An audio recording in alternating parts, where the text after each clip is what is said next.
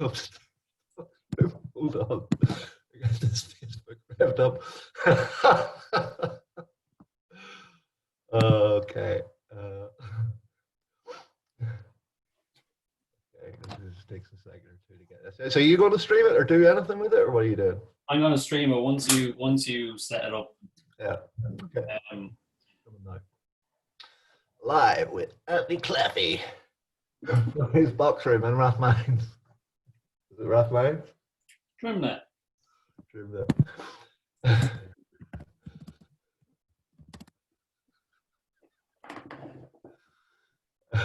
Anthony Claffey.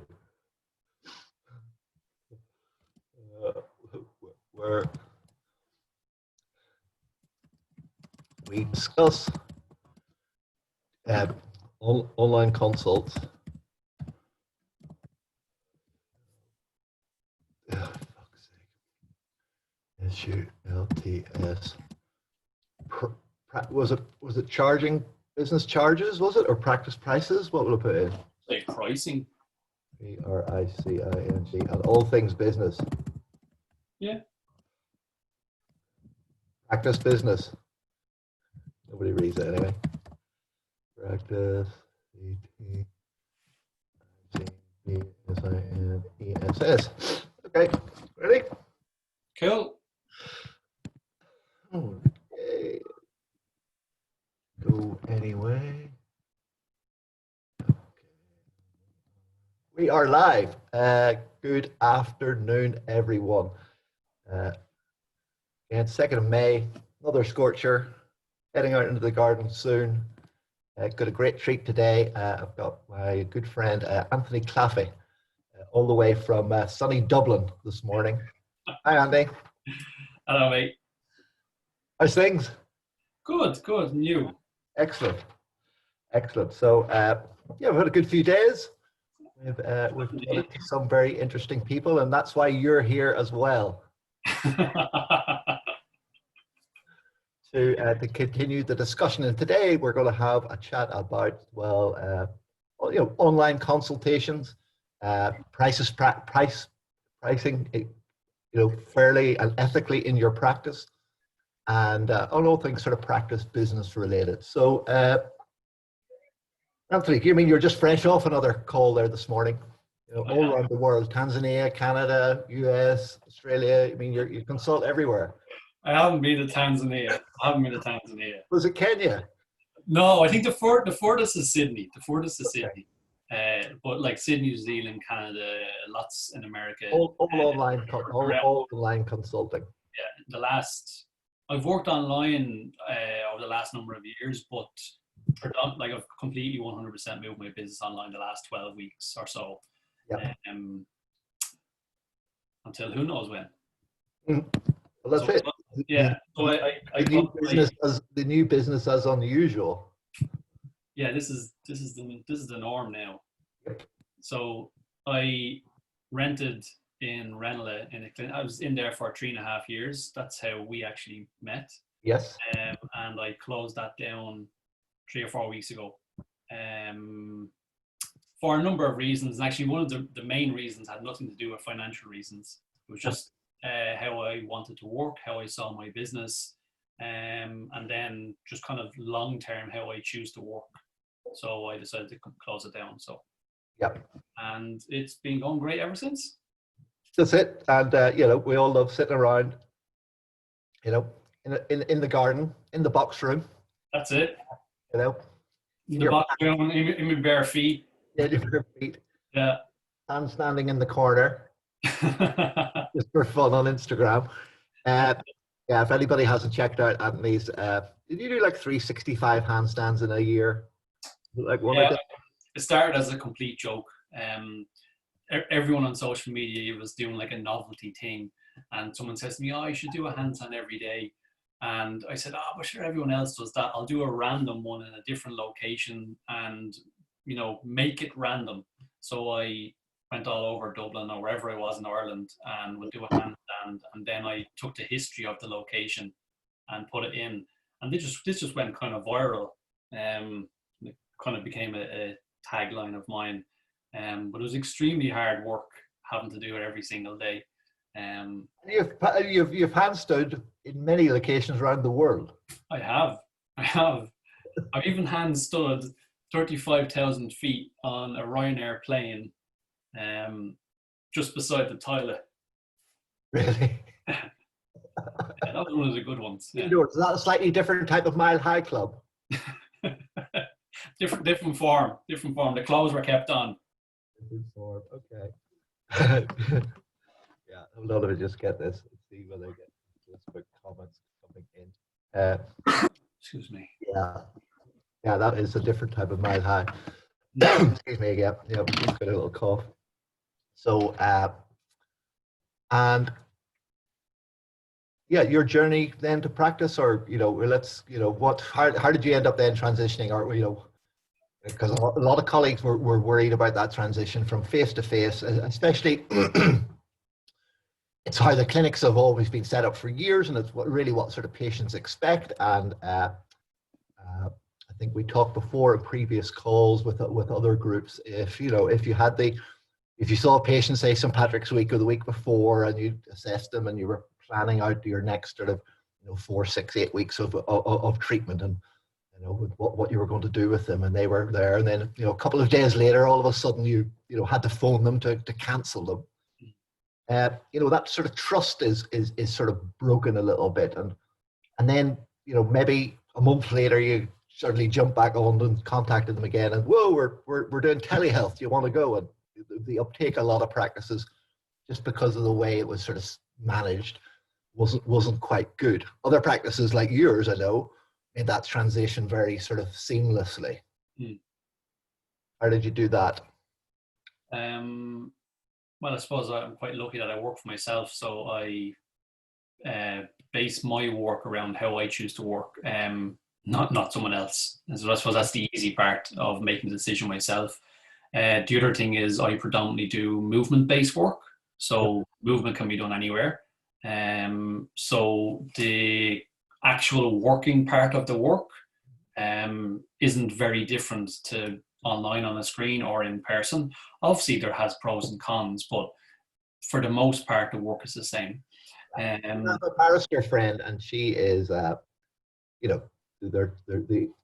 been doing tele sort of court consults for years, or when the guys are on remand in prison and stuff, and those are a regular thing. But she wants to get in the room and see the whites of their eyes and check the body language and see how they react to her questions when she's cross-examining them. You've got to be in the room a lot of times, and that transition again can be tricky. Yeah, it is very different. Like for me, my in-person sessions are 2 hours. I do shorter sessions on screen. Predominantly for me, my eyes get tired. Long duration on the screen, so that had to change. The person on the other end tolerance level of having to be a bit more patient than normal. The one thing I have found that's been very beneficial is that the person on the other end seems to be learning more because they have to understand things better in their own body. So just go again, then just elaborate on that a little bit.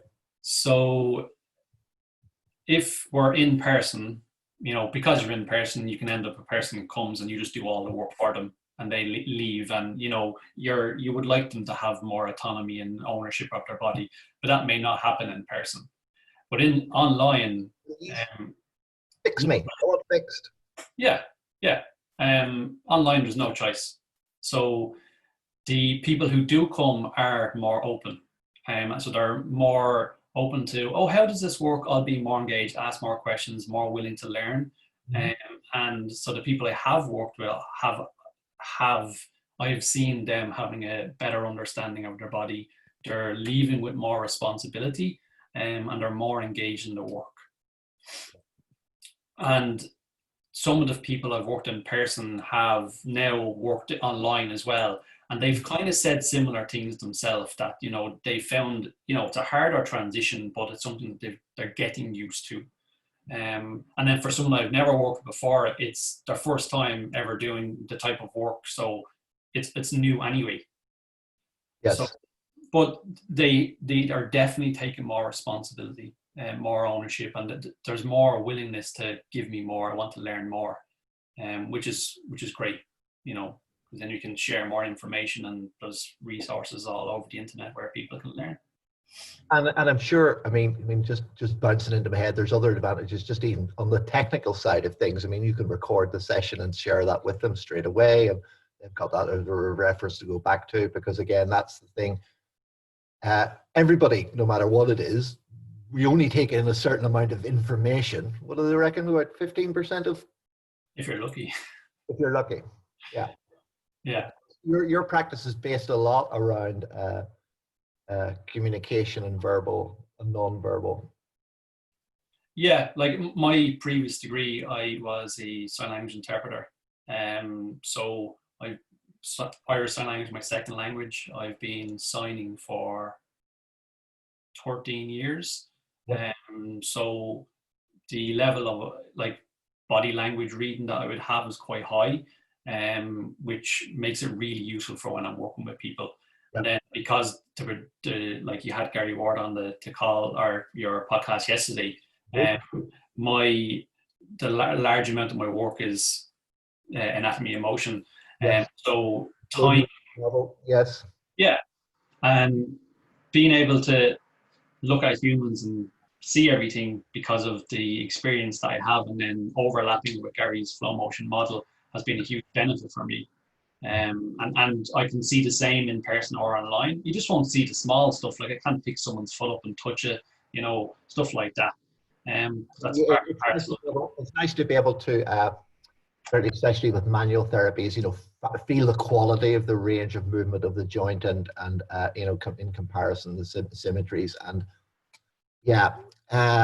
also get your hands on them.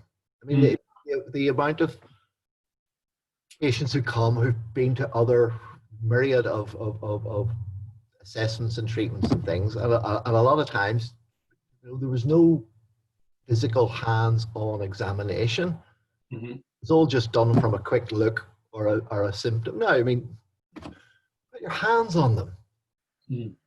Get so much more information. It's all in here. Very, very sensitive. Fix it all up. Tissue quality, ranges of movement, inhibition, temperature. Yeah. Just get your hands on them. Yeah. I've had some couples on screen where I've called in the husband or wife and asked them to help, and asked them to feel something for me and describe it to me, because I couldn't touch. Like it's the comic side of working online, because it does make things quite interesting. But on the other side of that, I have gotten to work with other students all over the world, and we've been able to record the sessions or then bring someone in with them, and we've had like a three-way call, but there'd be two people in person, so they're there with the hands. And that's also been really great to be able to do. So pros and cons, both sides, definitely. But it's I would say that it is possible to transition and change the model of work. My intention is to build a side entrance. We have a side entrance to our garden, so I'm going to build a studio there. And I'll keep. People are looking into that sort of possibility at the moment. Downscaling, get rid of the commute, doorstep. It's all, of course, depends on what your local planning is. But it's a good way to work, especially now. Although we can go on to later on. I mean, there are going to be leases are going to be cheap, and rentals will be cheap as things start to, the prices will start to come down, because there's going to be a huge amount because everybody's working from home, having all their teleconsults from home, and don't now even have to leave to have their pain and movement worked on.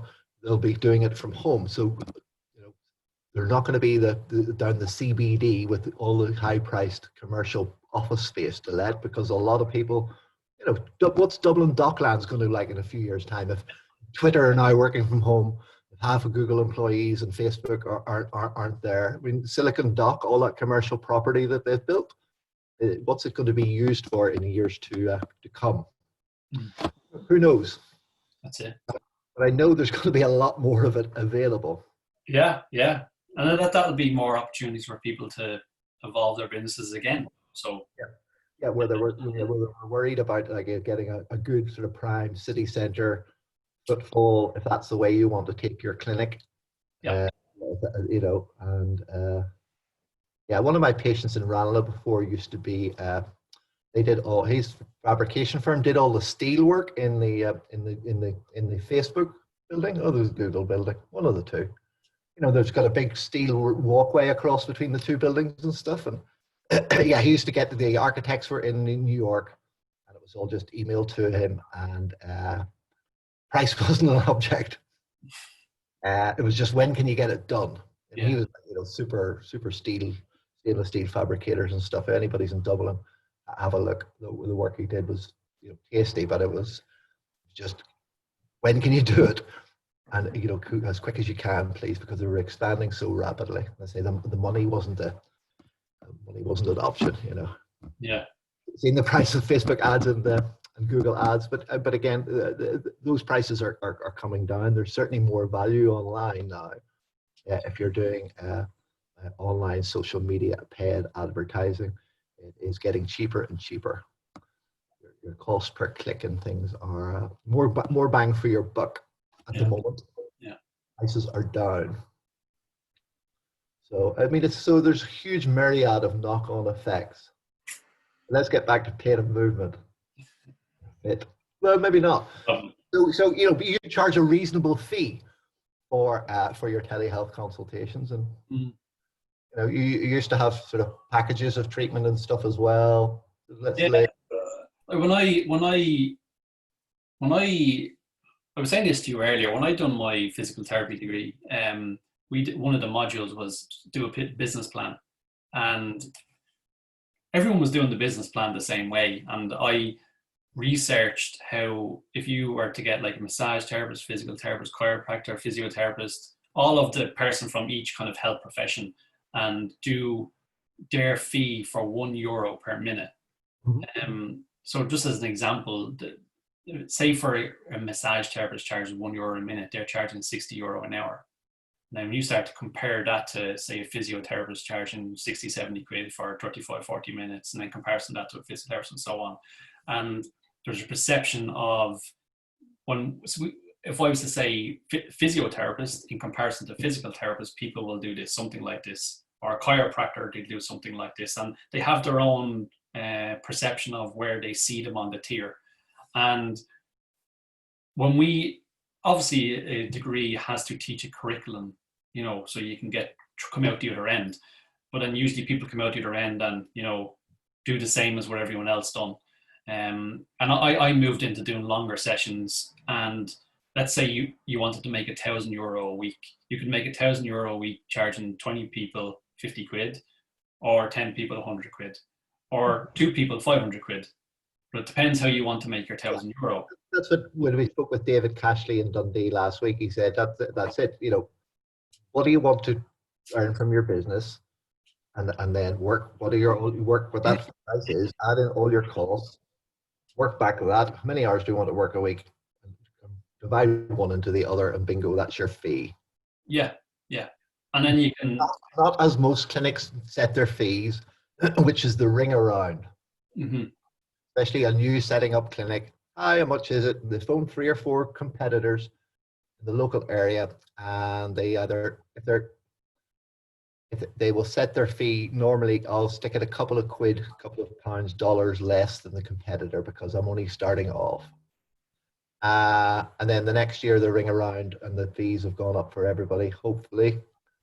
And maybe they might put it up another, they do the ring around, and there's nothing to differentiate that type of, when you set your practice up like that, from any other practices. All you're being looked at when somebody phones then to find out about help with pain and movement, they'll phone the 2 or 3 clinics, and they'll just choose you on price if you're just slightly cheaper or the same price.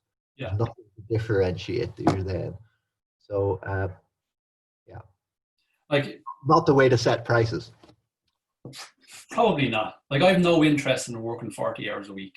I don't remember the last time I did. So that's a choice I made and based on how I want to work. So then I then work backwards from that one. How much do I want to work? How many people do I want to see? How do I like working? Et cetera, et cetera. And then kept on working back from that. And then, I think if you're self-employed, you can pick your own price. That doesn't mean people have to take it now, but you could set it, and if you're not happy with it, change it. See, also the thing about self-employed is, well, especially now, the reality has been in that, there's great advantages to being self-employed, but there's also there's quite a downside. A lot. Well, a big downside. So, that has certainly opened people's eyes. Like we in our house, both of us are self-employed. Nolan isn't able to work, but I'm lucky enough can work online. Yes. There's obviously been a transition in income, but we're still paying our mortgage, we're still paying our bills. But she probably won't get back to work till August. Yeah. So if there was one of us which was PAYE, would have a better safety net for the household, but shit happens. Yeah. Yeah. And I think that's certainly a concern now in conversations we've had with colleagues, is that, well, there's a sort of like triple or quadruple lock of issues, and we're very familiar. There's going to be less patients out there who wouldn't want to come in a clinical setting. You're going to have more costs to your PPE on your sterilizing and washing down the hygiene, which you should have been doing anyway in your clinics. You're going to have the third thing is you're going to be able to have to take longer for the patient to come in and out the patient journey through the practice for the appointment. And that's the three. And then the fourth worry is that, well, people are now self-employed and haven't been able to have income. So I can't justify, I don't feel ethically I can put up my prices because people will have now less money, or there's a perception that they will have less money. Yeah, and it's not everyone. Most people who are working in offices didn't stop working. Nope. Many of the ones that I know or spoken to or worked with, they've stayed working. And they're nearly jealous as the rest of us having all the free time. Yeah. So making light of the situation, I mean, it is still pretty, it's but when I went to book, when I went to book the car in last weekend for a service this weekend, they're not open. They weren't open the bank holiday Monday yesterday. Like, why not? You've been closed for 8 weeks. 6 services are open. I had my eyes tested, but they were never closed again. They were essential and seeing patients with sort of diabetic bleeds and detached retinas from referrals in from GPs and referring on. But now they're back. And it was very thorough yesterday in terms of the whole setup that they had within the practice to manage the social distancing and things. So, but there'll be less numbers in the practice as well. But they weren't discounting their fees for their frames or their lenses. no. How much? With the thinner lenses and the anti-reflection, and it all adds up. But there wasn't any discount. It wasn't any, are you working now at the moment, or maybe you mightn't be, or that was the price. Yeah. Altered their prices to reflect any sort of change that's happened recently. So, everyone has bills to pay. Everyone has a business to run. So why should they be dropped? If you're still offering the same value that you offered before, why should it change? And as you said, if you have to pay for PPE, etc., you may have to increase.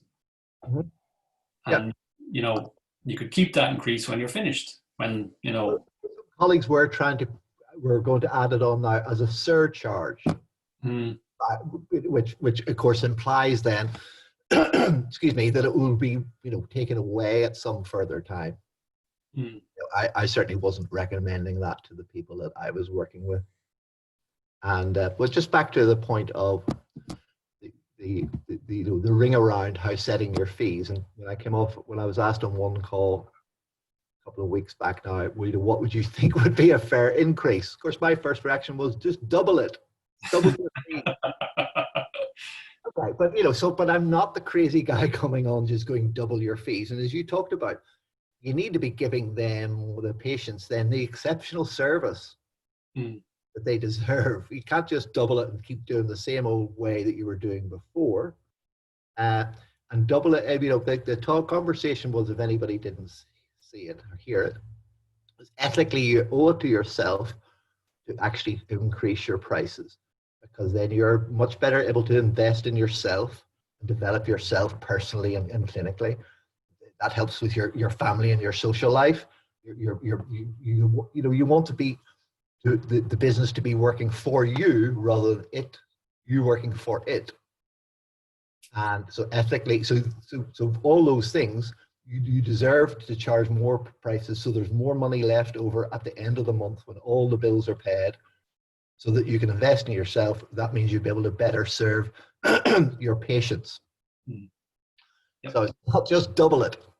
If you're going to do that, you have to put into places, and it starts at the front desk and that whole conversation. And it enables you to have a consistent message in your marketing and across your website and everything like that. And all the back end of it goes into that sort of patient education to know, like, and trust you, build that trust over time before they will. And especially now with people who do not want to come out into a clinical setting. Yeah. They're going to be even more worried. And back to that, cancelling the appointments of the patients in the week of March. If you just didn't get in touch with that patient, so the practices that I know and work with who came out of this better, they had their online systems already in place. They were regularly, already had been for years, or we had been for years, emailing regular newsletters and at weekends and different offers, and keeping in touch with text, birthday, all those sort of things that go on in the background that if you don't have the money, you just can't afford to do. So those practices were able to keep in touch with the patients straight away. It wasn't they'd never got an email from the practice for 6 months or a year. They were getting regular. So that was just a smoother transition. Yeah. So it made it more seamless. And I was like, if after, if you got to the middle of April or May, and you hadn't spoken to that patient that you cancelled, before around Patrick's week, what are you doing? Do you want that patient? Stop writing blogs about Achilles problems and Freiberg's infarctions. Pick up the phone and ask Mary, how's she getting on? Yeah. That's what you wanted to be spending your time doing. Yeah. In between doing the garden and what I done was all that other stuff. Pick up the phone. Yeah. Hi, we're here. Here we're doing telemedicine. Don't call it telemedicine. Video chats. When this happened, everyone jumped online who was in the same field and went, "Oh, look at me, I'm online." And I saw that and went, well, I have an email list of everyone I've still worked with, and I invited them to do an online course. We did a 4-week thing, X amount signed up for it, we charged X amount of money, and it basically made my first month a safety net for my first month. I mean, I didn't have to worry about anything.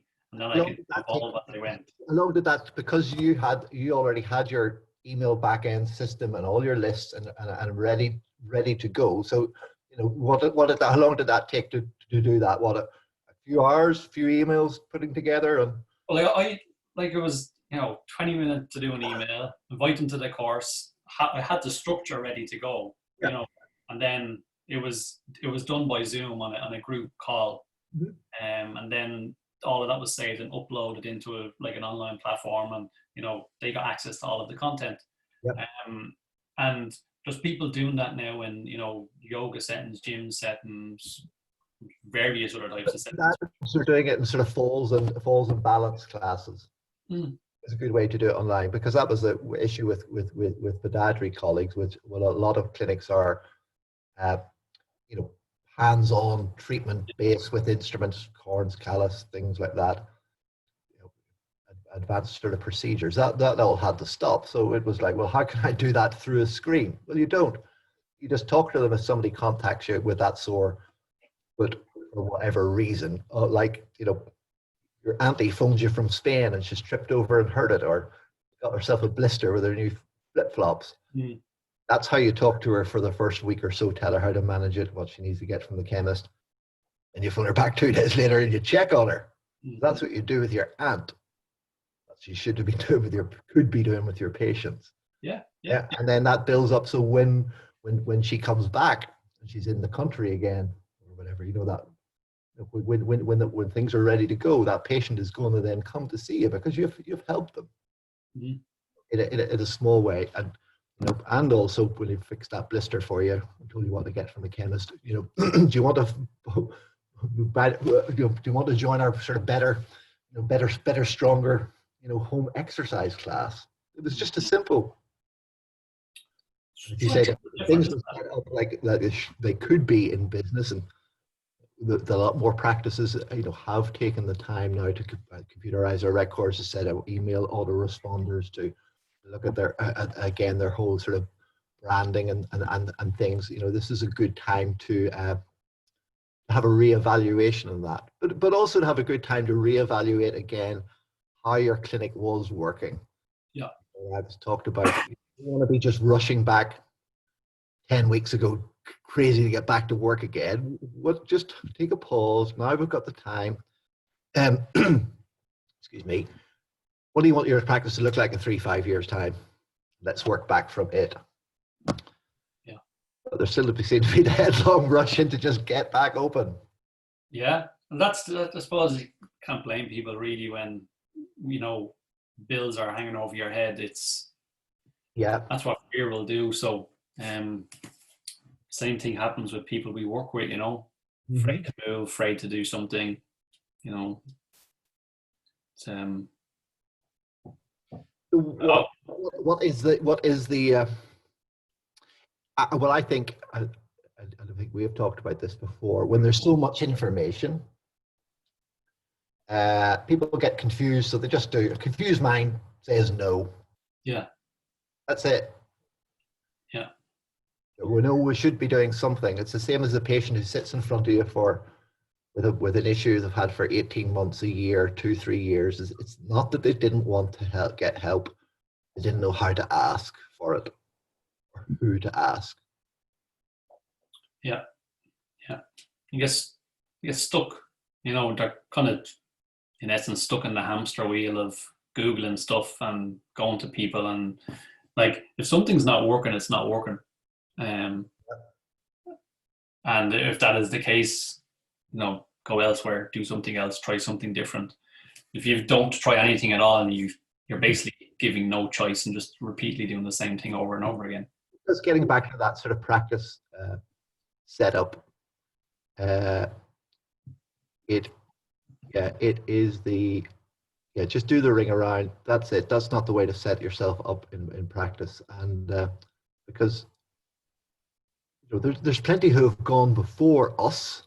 And then it's just take best practices from other health-related businesses as well, and also from any other business.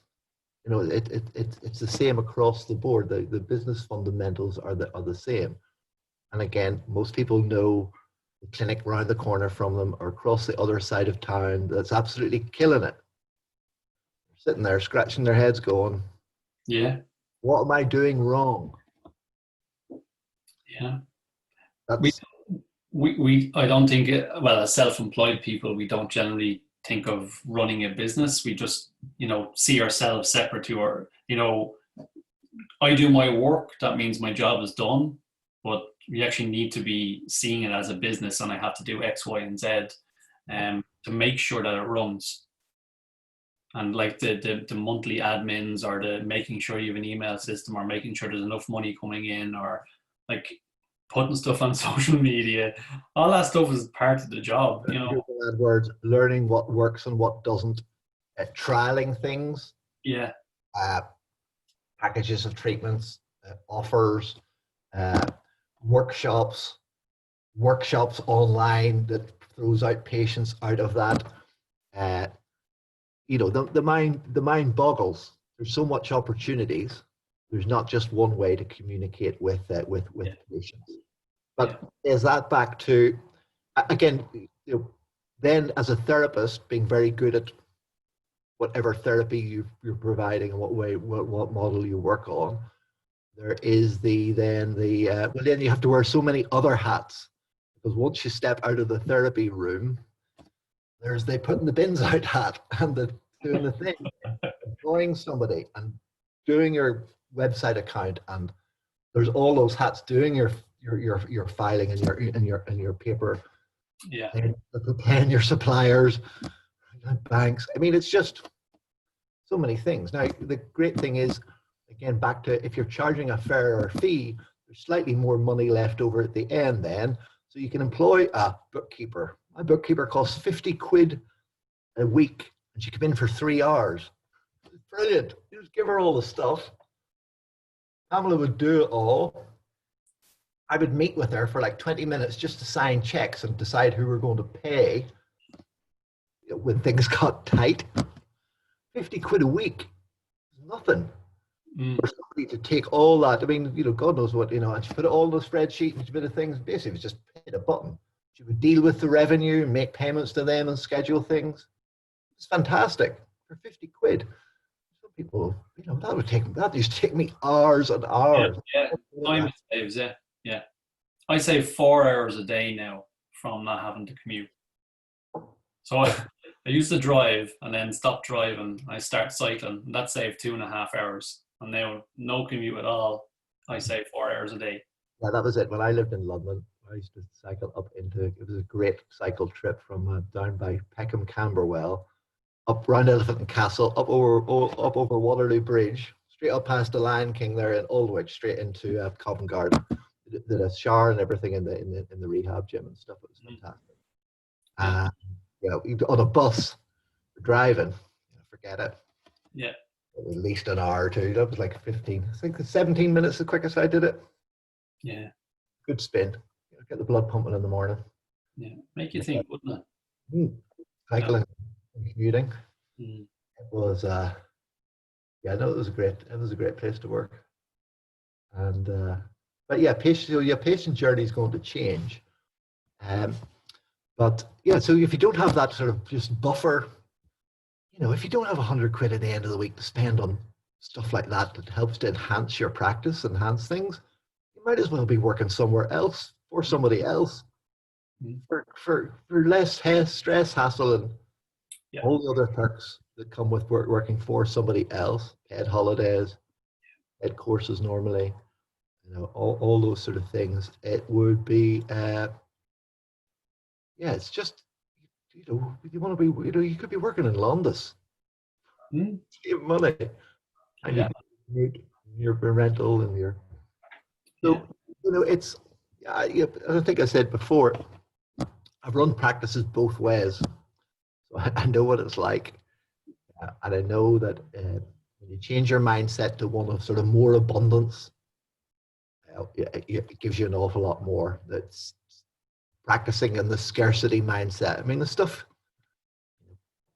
typical thing is you have a quiet couple of weeks, and then you decide to put up a couple of posters around the local social club, or do the thing, or you do the ring around to the docks, or you do the something. Or the worst thing is that somebody will come into the practice, or somebody will phone looking you to advertise or market in some publication or something that and you just throw 400, 500, 600 quid at it just to be thinking that you're doing something.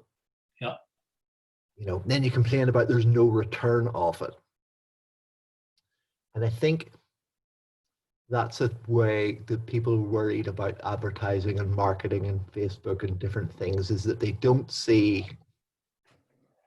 when you do with Google AdWords, I mean, I think, I built my practices in Dublin off the back of Google AdWords. I mean, if I think about it now, I probably should have spent more. I probably should have spent more on Google AdWords and just really, maybe open a dozen clinics instead of like 7, 6 in Dublin. But seriously, just switch it on and off. phone ring. Just, very, very, very simple, but the words were, want help with heel pain, which then goes to your heel pain page. Then when you get on the heel pain page, there's a chat bot comes up straight away to have a chat. If you're not ready right now, do you want to take the heel pain report to build that know, like, and trust bond? It's a long game. Well, it's a long game, and the fortune is in the follow-up. Okay, because patients' buying decisions. Yeah, so there are the people who just want to go today. But if anybody just ever glanced at their Google Analytics, just seen the amount of people that are coming to their website, to see the number of phone calls that were made that day, doesn't correlate. People will come and check you out and visit all your things and find out about you and take the report and then make their decision off the back of that. Yeah. And that's why a lot of people think that marketing doesn't work. They stick the ad in the newspaper because the phone didn't ring the day after the ad came out. Oh, it didn't work. But did you check that somebody who made an appointment in a month's time, did they see that ad and then check you out and then make a decision to come to see you then? Yeah. No, because you didn't measure it. Yeah. A lot of people just think it's spunk a bit of money on advertising today, the phone's going to ring tomorrow, we'll be busy next week. It doesn't happen like that. Because somebody contacted me, we were talking about newspaper ads 2-3 weeks ago, and the lady was like, well, first of all, nobody reads the paper in my area. Okay, certain patient groups do. And people are familiar with my story of like 137 patients out of one newspaper ad. Crazy. Yeah. It was freaking. The phone didn't stop ringing for 3 days. But this lady was like, well, there's no point in doing a newspaper anything now because, I'm not allowed to open up for patients. Yeah. Run the newspaper ad now so that they're ready and primed to go when you are allowed to open up. Get them in the pipeline. But we're not. It's a completely different, like it's learning business skills, really. Just go to their inbox and they'll see an automatic email that they've got today from something they signed up to 6 months ago. Whether it was a webinar and something or a diabetic foot screening thing or whatever, you're in an email list you keep getting messages from. Yeah. And you tell them to stop. Yeah. Text message is the thing. People can't junk it. What more personal? Got to open it. Yeah. Yeah. Yeah. It's, how you communicate with patients, but they say it's not bothering them. Because if they're bothered, if you don't have a good message or good content or good, the patients want to read and interact with. We used to do, started off, and it evolved over time, just like a monthly newsletter and papers we're reading this week and welcome this new person to the clinic and did you hear this crazy such and such story about whatever. That's it anyway. And there were certain people who wanted to read the research papers and some people wanted to look at. Yeah. You kept in touch. There's some people who just never opened it, but they saw it. Yeah. Yeah. Like there's that guy from that clinic again, which I visited 2 years ago, and he's still sending me emails. I'm like, all right, I must mention to Anne because she said she's a sore foot. Oh yeah, it's not rocket science. It's hard to learn. It's hard to learn. I know I had to go and learn how to run my business. I know none of this stuff.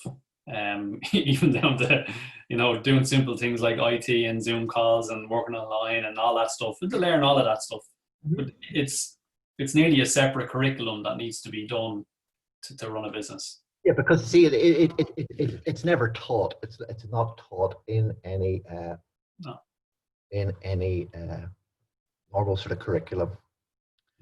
I don't know where they think people are going to go to get work when they qualify from whichever institution it is. Mm. because the days of the old 30, 40-year health service job are long gone. No matter where you are, it's all short-term contracts. No matter where you are in the terms of working for any sort of health national health provider. Yeah, yeah. A job for life's not there anymore. No. No. So what is it? Yeah, and the yeah. I said to you the reason, like the reason a lot of people get into the therapy field is to find answers to help themselves. And we can get into this field, start doing that work, and then have no time to even help ourselves. We're so busy trying to run a business, and you're actually stuck providing a service to people that you haven't even got a service. You know, you haven't done the thing you wanted to do for yourself because you've no time. Because we haven't actually built the structure of the business beforehand. And that's my point. You owe it to yourself to charge the higher fees because everything else then works off that. Yeah. Set up your structure, yeah. You've got to set up your structure, but you need that slightly more money to reinvest in all those structures. Yeah, it's just you don't want to be stuck on that hamster wheel. Yeah. It's hard to get off. Yeah. Jonathan Small say, I can't remember what his quote was. Yeah, something about a pauper mentality. Mm. And so again, it was a mindset change for me. I mean, it was it took years. Yeah, I ran practices badly for a long time. Didn't know. Yeah. I thought that's all he did. Yeah. Yeah. Yeah. I had the late nights and the working 70, 80 hours a week and Saturdays, late night Thursdays, still making no dough. Mm. Yeah. Running to standstill, stressed, worried. Yeah. Not a place to be. No. Because then you're the same as the patient. You're in a fierce place, You're trying to fix. And again, going on that whole psychosocial model of things. Mm-hmm. You talk about people are, you as you said talked about earlier, it's tiring. Yeah. Giving your all to patients to be on top form. He's a bit grumpy. Yeah. Was what I was told I was one time. A bit grumpy. Yeah, man's stressed. Yeah. He's working so hard. Yeah. To help you. He doesn't know how to do it. He's got no buffer and he's got no money. Yeah. He thinks he doesn't know what to do. Yeah. Probably in pain himself, and he's a bit grumpy. Yeah. Yeah. So it's come on over. It's a lot better world over here. Mm. And I know this can't change overnight. No. I know again, if somebody changed their mindset to go, but other practices have done it. Practices in London, we know, doubled their prices, lost 17% of their patients. Yeah. So, so you have to start. But again, what do you want it to look like in 2, 3, 5 years' time? How many hours a week do you want to work? What do you want your structure to be like?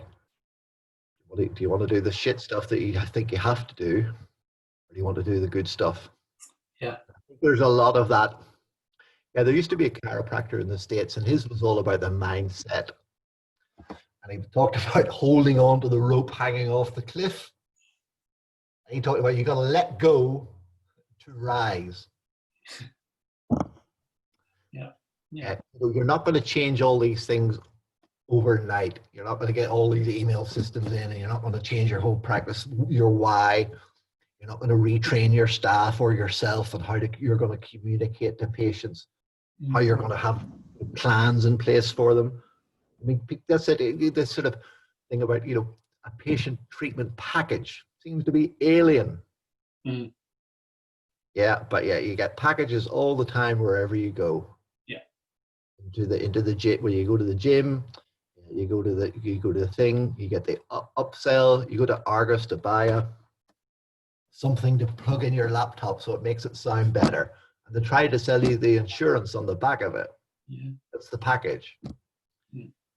I don't know, give me other examples of day to day. Perceived value, isn't it? You know, and it depends how you package it, and if it's to the value it you know, you believe it to be at, you can put your price on it. Just roll out for anybody who's not familiar with what a package of treatment could look like, or what a package of treatment looks like with you. I got rid of my phone, so I don't like taking phone calls. It takes too much of my time. If someone contacts me by email now, they have to apply, and I get them to answer questions beforehand, which gives me an insight to where they are. Sort of thing. Yeah. Yeah. I have a 6-month program, which is like my topper end package, and that's people who want to do the work. But I screen for that, so that if they're not the right person, they just do the other stuff. If someone isn't sure, they'll have a one-off session, but that's higher priced because I'm not buying into the packages. Yeah. And then it's... And we'll come back in a second to that. There's actually a great line that I heard a couple of weeks ago on terms of that conversation when the patient's like, oh, well, yeah, it sounds great, but I'll need to have a think about it. I'll come back to it. Come on. But I would rather someone not come to my package if they weren't the right person that I wanted to work with, because particularly with the longer package, you want to be able to engage and have rapport with someone, and if you're not sure. The package is your one-off treatment and then a follow-up offer of a follow-up review in 2 to 3 weeks time type of thing. Yeah. Or they go for the longer thing. It all depends on what they want from their body, how they want to work, how they want to engage with me, etc. And I would say that's also vice versa. It's how I want to work with other people as well. I think a lot of the time when we're setting up packages, we're setting it up thinking of that the patient or client first instead of ourselves. Whereas to look at it the other way around, and how do I want to work? What time do I want to work at? What time of the day? Do I want to come to my box room upstairs and, you know, sit in a pair of shorts working with someone or not? You know, all of those things can be factored in. And I think we're just not used to thinking of it that way. And I know it took me a long time. Related to physios and chiros and podiatrists as well. You know, we have the better back package. We have the get you back to the 5K park run package. We've got the orthotics package. Yeah. The laser treatment package. I mean, it's all like, what's that? That's like 4 sessions at such and such and blah blah blah, and you get this, and here and we're going to do this exercise and things like that. Or else you can choose our other package for your better back, which is this. Do you want? Yeah. Confused mind is no more. This is package. This is package. Choice. Make somebody make a choice rather than not make any choice. Yeah. Make it easier for them. Yeah, guess what? Majority of people aren't cheap. Majority of people do value their health. Majority of people will take the higher priced product. Because especially now, we've got to all be fitter and healthier and more, you know, better able to cope with world pandemics. Yeah. Why would you be cheap on why would you think your patient would want the cheaper option? I don't know where it comes to our own perception of money. Option. There are going to be the people there. That was the thing about me putting double the prices. It's just quickly recap. That person's looking for their back pain thing. From one clinic today and it's 40. From another clinic it's 45. From my clinic and it's 70 or 80. First thing is they're going to think, what makes this clinic different that these other clinics go into? And yet there will be the people who won't be able to pay those fees, and yeah, it's unfortunate. But those those 2 or 3 people out of the 10 who look and find out you're double or more than the clinic down the street, they will they'll want to do business with you because you're different, because they're not choosing you on price, because they see that you value yourself, and then you'll end up working with the patients who value them, who will turn up, will do their exercise, do whatever you ask them to. They're nice and courteous, who will pay, stay, and refer for a lifetime. That's the people you want to work with, not the person who's coming in and going 75, but the guy down the streets, or if you're charging 50 and he's charging 45, the guy down the street's charging 45. See ya. Lovely. We got so. I was saying to you about doors. About prices, but somebody said what they did in their practice was like, yeah, prices, no problems here. I've got a list of cheaper alternatives for you. Here you go. Yeah. Nobody wants to be cheap. Yeah. Especially when it comes to their health. Mm. So, doors open and close. So if they're not, they're more than free to leave. That comes back to who's your ideal client. Who do you want to work with? How do you want to work with them? If what you're offering is not what they want, there's the door. And the people you do want will come in your door. Don't make that decision for them. Let them make the decision. And again, then there are there's all different ways to do that. And people want, people go away for the hotel room for the weekend. They get the hotel room, and then you can choose to whether have the dinner in the spa, the dinner and the golf, or that's a package. There's, it's just, and then payment plans, because, if something is a higher value like that, or you're getting into orthotics or long-term sort of 2, 3, 6-month 6-month cares. And I know a colleague has in Cork, Lorcan has in the Achilles foot clinic in Cork has packages now of long-term routine podiatry care packaged up. You join a sort of like a membership. Other physiotherapies are doing this. You can have unlimited appointments and limited access to your own physio. You get they get all the latest blogs and the exercises, and they get everything there on that list. And they get everything that you're part of your clan, your tribe. Yeah. And it's a way of bringing consistent money as well, if it's a membership or a monthly payment. So, and then it starts to feel a bit more like people will go, I can't. What happens if that person turns up like 350 times in 6 weeks? Like, you don't. Nobody turns up at the gym. Memberships. You don't sell memberships. They're always fucking empty. So. Yeah. If everybody turned up at the gym at the same time who had memberships, there'd be no room for anybody else. But people don't. People buy memberships and don't use them for stuff. So it's anyway, and it's always back to that. It wouldn't work here. It wouldn't work here. It's working over there. Working in Cork. Working in Australia. It's only one way to find out anyway. What have you got to lose? Yeah. Well, again, I think people, but people, what they got to lose is your time and your thing. And again, you don't need to reinvent this. Reinvent the wheel. There's so much stuff on Google and so much stuff, and there's been so many webinars and talks and stuff like this about encouraging people just to look at things a little bit differently. Use words in a different way to communicate with patients. To build that longer term know, like, and trust. Don't worry that the phone doesn't ring the day after the newspaper ad comes out. Don't worry that you've done all that. And we put a lot of time and effort into it, and the picture's got to look right, and the words, and the whole lot. It takes hours and hours and hours to get it right. Yeah. And you put it out, and it's crickets. Yeah, but you don't always get the return just straight away. Certain things you did if you did it right. So like the newspaper ad that I talked about, that was like spending £1 or €1 or $1. And certain of our ads, because we measured them, We measured them at a week, a month, and 3 months with follow-up and patients who had gone into longer-term treatment packages.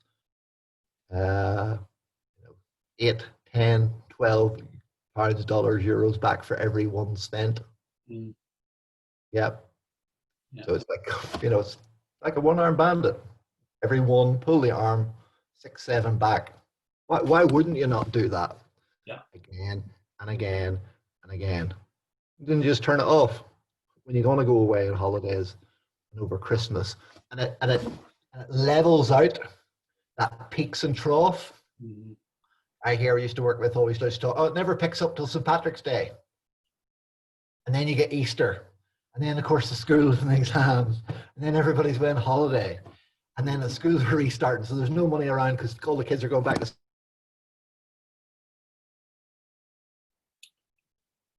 I think you just turned your screen off there, dude. You're frozen. School, it's expensive time of year. And then I'm still working away. So anyway. You're back. Okay. So, the good way of when you have systems in clinic, you get rid of those peaks and troughs. You get rid of that really busy, January push like the gyms for everybody wanting to get back. If you could spread that out, that was always the way. That's all about cash flow management and stuff and things. Yeah. Not to secure your cash flow. And, you've got a tough week. And again, if quarterly rent's due and your PRSI is due, or your tax is due, or your employee stuff, all those sort of things always tend to come in the same week. Yeah. If that's a down week of the previous couple of weeks, yeah, they say that's not the way to run a clinic. So it just makes, you don't want that stress, you don't want that hassle. Yeah. So, there's loads of ways to, and I say it's not just going to change overnight, but you just got to have a little bit of a plan. Everybody worries about plans. Plans are just there.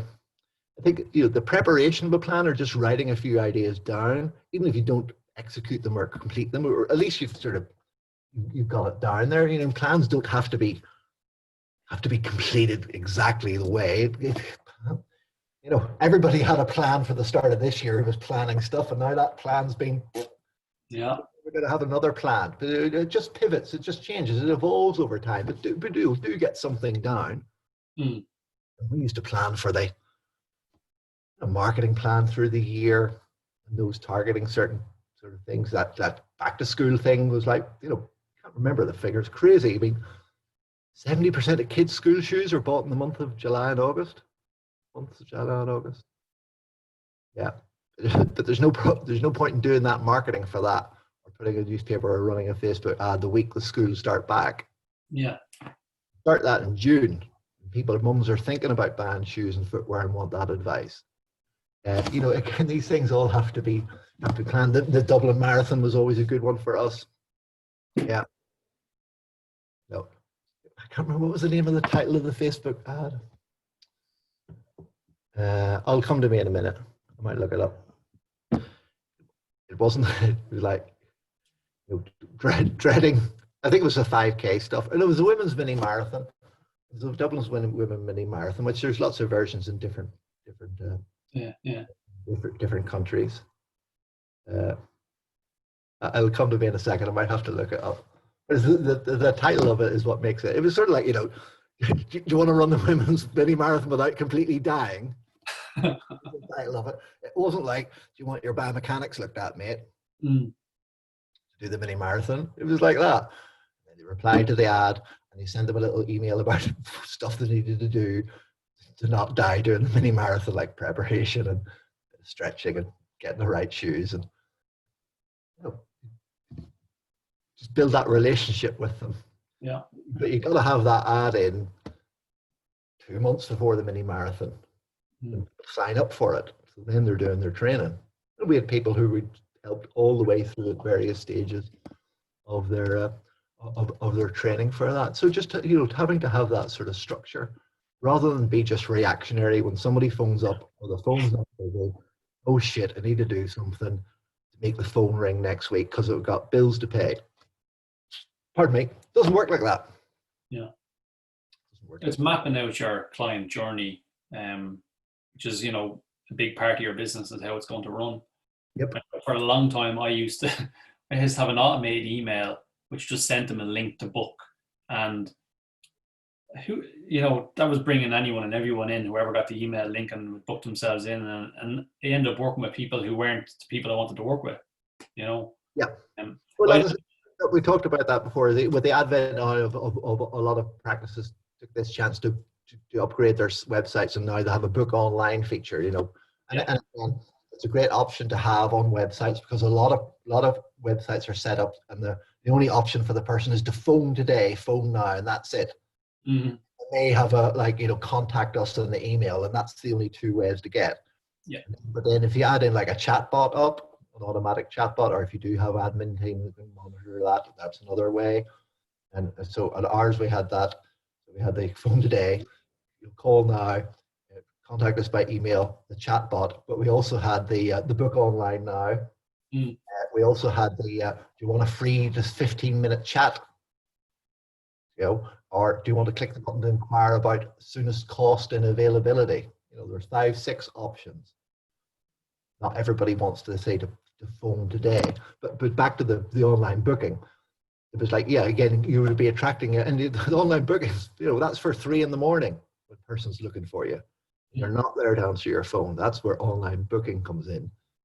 But now what you do is you just triage that patient the next day. Again, phone them up, say hello. Mm-hmm. You contact us about you ask them when they're contacting you what it's about. Would you mind telling me a little bit more? And it just starts that conversation. And yeah, it is really simple. It is. It's just time consuming, and it's so it really doesn't happen overnight. But again, put up the prices so you have a little bit more money, so you can take that money to invest in yourself and the systems to be able to learn how to do it. And I think that was one of your points, is that another back course, another analysis course, another whatever course isn't going to do that for your practice. Yeah. Why do you think that isn't? Well, if I go back to the reason a lot of therapists get into this field of work is to help themselves, and they can end up jumping from course to course and not spending any time to actually work on themselves. And it's one of the big things that drew me to Gary Ward's work, was that I got in it for me, and I got in it because I could use it on myself, and have been doing so ever since. And what I saw was the other people jumping from next course to next course to next course, looking for the next big thing or whatever. But the structure of their business wasn't set up. They weren't really getting their body looked after. So not all of them, but a lot of them had a shit body. Same with the patients they worked with. So they actually were no different, no better off. Where I wanted to sort all this out first, and then decide how I wanted to work on my business. So then I had to start reaching out to people to learn how to do all the stuff that I don't like doing, I didn't know how to do. I think that's what made it easier for me then to transition to online working, and kind of going with the flow and innovate that way. Come over here, it's lovely. Yeah, I'm in a 2 meter by 4 meter room, and the sun is shining in the window. So before we sort of finish up, I actually want to sort of mention the Forgotten Feet charity in the UK. And if anybody doesn't know or haven't heard about it, Forgotten Feet was set up a number of years ago, back in 2013, by Deborah Monk, and it has developed into now. The aim of the Forgotten Feet project is to put in place free regular chiropody and podiatry service to those most likely in need, and who have least likely to access to it. And I mean, this is sort of homeless, helping with providing homeless people with excellent podiatry services. So there's a fundraising next year, and they're planning to have over 50 podiatrists from the UK, Ireland, and across the world who will join together, and will cycle Land's End to John O'Groats. Going to be epic. 900 miles in 9 days. I'll be support team. Before my brother-in-law, like one of those crazy, like I've got a lot of friends done a lot of cycling now. Me and Jerry and Dom have done all that Mount Vaughan too and stuff, and they're all regulars down in Mallorca for spring and summer, or spring and autumn. And my brother-in-law one time was on one of the Pyrenees Tour de France routes. He said he hadn't done enough training when a guy on a unicycle went past him. So it's so Forgotten Feet, and you can find more details at Forgotten Feet.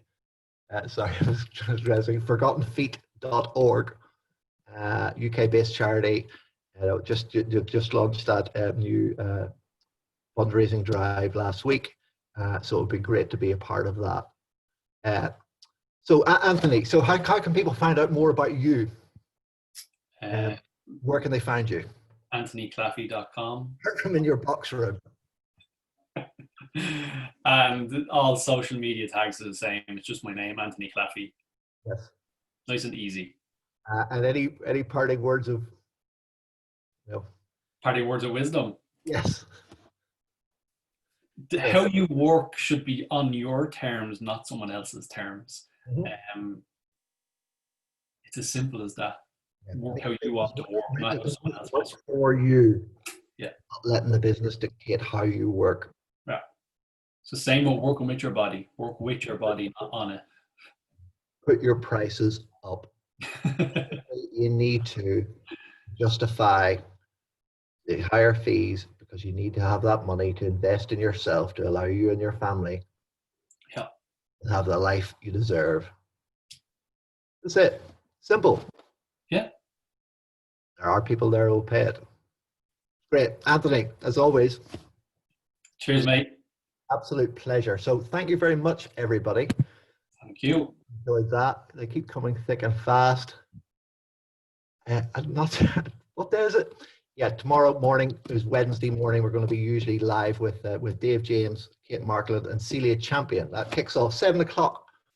If you have missed those over the last few weeks, we will see you in the morning.